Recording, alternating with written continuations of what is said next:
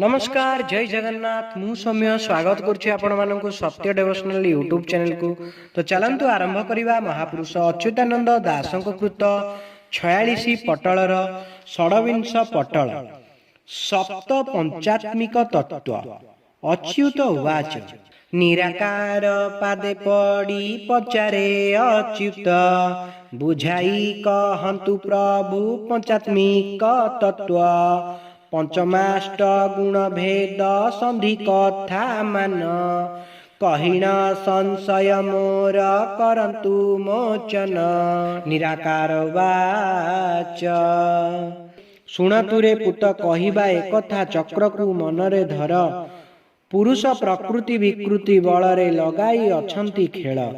पंचमद भूत पंच पवन जे आत्मा करी सार पंचमन पंचबीज पंच स्वर पुणी पंचत्व संसार सप्त पंचात्मिक वसाण पंचभूत पृथ्वी आप तेज वायु आकाश पंचवन प्राण अपान समान उद्यान व्यान पंच आत्मा ज्ञानात्मा ध्यानात्मा तत्वात्मा जीवात्मा मानवात्मा पंच तत्व रूप नाम बुद्धि विवेक आश्रय पंच मन मन सुमन कुमन विमन अमन पंच बीज रमा काम परा धाम परम श्लीं क्लीं ह्लीं घ्लीं प्लीं पंचस्वर ओम ए उ ई अ।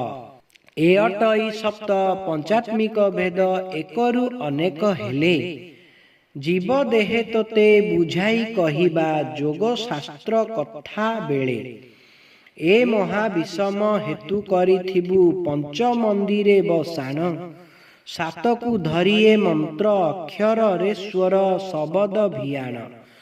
पृथ्वी आप तेज मरुत आकाश दीज देहे अच्छी पुरी प्राण अपान समान उद्यान जे व्यान पवन को धरी ज्ञान आत्मा ध्यान आत्मा तत्व आत्म जीवात्मा परमात्मा ए पंच गोपने रही जीव देहे बोलू अच्छी पंच आत्मा मन सुमन कुमन विमन जेय मन रूपरे स्थिति पंचमन नाम सर्व घटे अच्छी हेतु तु कर अच्युति। रूप तत्व नाम तत्व बुद्धि तत्व विवेके तत्व सहित आश्रय तत्व मिसाई ए पंच सर्व घटे विराजित। रमा काम परा धाम जे परम पंच बीजंकर नाम श्लीं ह्लीं क्लीं ध्लीं प्लीं अटे पंच तत्व वसाण।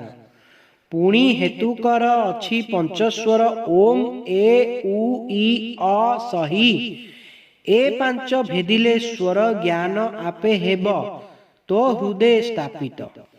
शुणतु अच्युति पुणी बुझाई कहिबा तो मन संदेह मान दूर कराइबा। पृथ्वी आदि भूत मध्य स्वर बीज मन तत्व आत्मा पुणी रही अछंती पवन। पृथ्वी प्राण पवन ज्ञानात्मा तत्व मन रमा बीज श्लीबर ओंकार कुघेन। ए सर्वगुण रे पृथ्वी भूत पुरी थाए एबे जल भूत कथा शुणतु आशाए। जल आपान पवन ध्यान आत्मा जान नाम तत्व सुमन जे काम बीज मान। क्लीं सह स्वर हुए एकार ए हार जल भूत ए गुण रे होई अछि सार। तेज समान पवन पुणी तत्व घेन बुद्धि तत्व कुमन जे परिबीज मान। ह्लीं सह स्वर अटे उकार ए हार तेज भूते पूरिछन्ति मने हेतु कर वायु उदान पवन पुणी जीवात्मा कुनेई विवेक तत्व किमन धाम बीज बही धृंसह स्वर अटे इकार एहार वायुभूत ए गुण रे पूरिछि संसार आकाश व्यान पवन आत्मा परमात्मा तत्व रे आश्रय तत्व कर मने चिंता मन रे अमन पुणी बीज जे परम प्लीसह स्वर अटे अपरिपूर्ण ए सबु गुणे